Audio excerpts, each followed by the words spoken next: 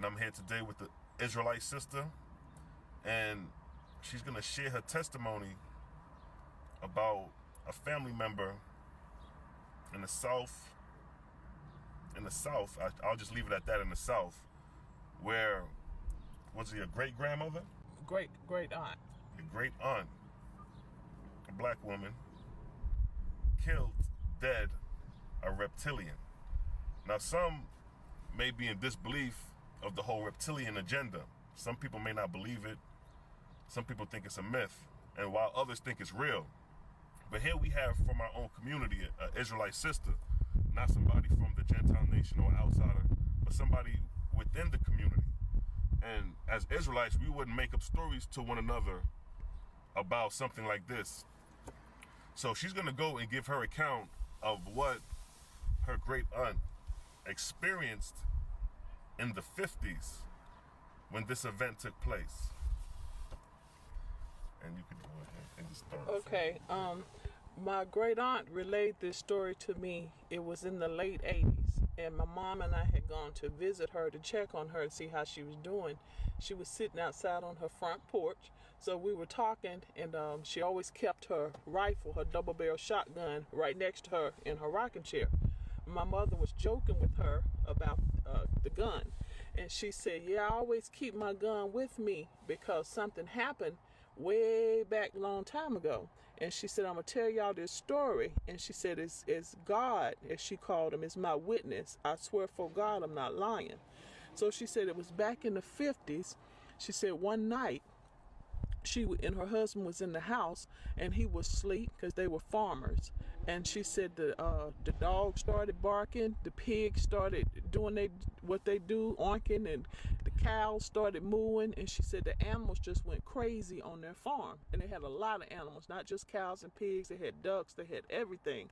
And so she said that they were just screaming like something was going on. She said she tried to get her husband to go outside and see, and he told her, "Oh, it's nothing. Just leave it alone. Just go to bed." So she said, "No, something going on. The animal's going crazy." So she grabbed her shotgun and she went out to the porch.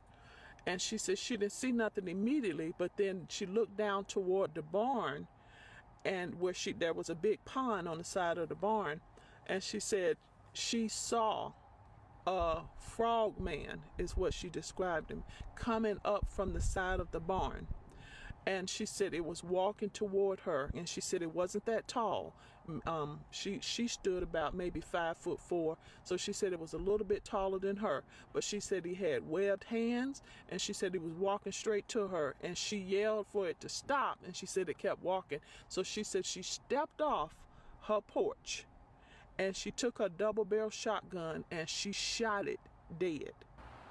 And to interject for a second, she described that the blood of the reptilian was green. So then her husband heard the shotgun go off. He came outside. Now, they were elderly at this point, because in the 80s when she was relaying this story, I think she was in her 80s at that point, but so it was early 50s. So she was already in her 50s because they was raising their grandchildren. And she said that she was afraid for the family. And she said when her husband came outside, that was my great uncle, my great grandfather's brother. She said he stepped off the porch, and she said, "Look, I done killed something. It's not human." So they walked out there to the side of the barn, and she said they had killed, she said she called it the frog man. But I know it to be a reptilian. And at that point, when she was relating that story to me, I had never heard anything like that before. And she kept saying, "As God is my witness, I swear for God, I'm not telling a lie. This is the honest God's truth." And she wasn't known in the community anyway to be someone who lied. She always was an honest and upright woman. And so she said her and her husband, my great uncle, she said they buried that thing, because we asked, "Well, where was it? She said they buried it right down there where they killed it, near the barn. And so after they buried it, then the animals got quiet again. And of course, I'm going to deviate for a minute. You know that they always tell you to watch nature, and that's what we have to do. Right. Like when the tsunami hit in Indonesia in 2004, they reported that days before it hit, that dogs and cats and all the animals had gone up into the mountains because they are in tune with the Creator, so they know to flee in instances like that. Well, her animals, they were trying to give off a warning signal, and so they knew something bad was there. But so anyway, they killed it and they buried it. He told her not to tell anybody that story. So she said she didn't tell anybody. So she said about a month later, a little bit less than a month, she said it was nighttime again and they were in their bed. And she said this time, this blue light came over the whole house, and they lived in what you call one of those little bitty shacks long time ago. In the countryside. In the countryside, way in the country, they had like several hundred acres of land. That land is still in my family today.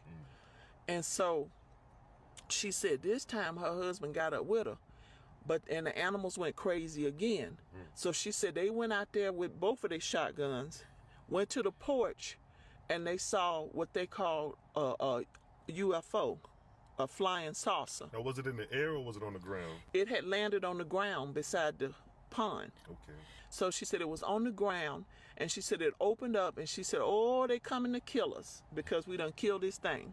She said they came off the ship, and she said they went straight to the mound where they had buried this thing, and they put their hand over the ground, and this dead frogman thing that she killed, it just came up out of the ground. It wasn't alive. It was flat and it was dead. But they took that thing and they put it on the ship.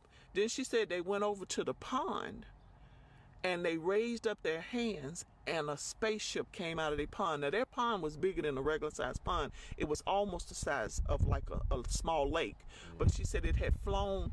That's how he had, I guess, got there. It had flown into the bottom of the lake. And if any of you all keep up with some of the stories that other countries recount about the UFOs, they'll tell you that some people, especially over in China and the Asian areas, spot them with their spaceships coming up out of the deep water. So they got the spaceship out of the water, and she said, and they looked at them, didn't do anything, didn't say anything, didn't come toward them, got back on the ship and zoomed back into the sky. And she said for the longest she didn't tell anybody. She said, but she told a couple people later on that said she was crazy. So she was just telling my mom and I that to let us know that that's why she always kept her double-barrel shotgun right next to her. Even she said, when I go to the chicken coop, anywhere, I always, because I don't know if they ever going to come back. And that's what she said.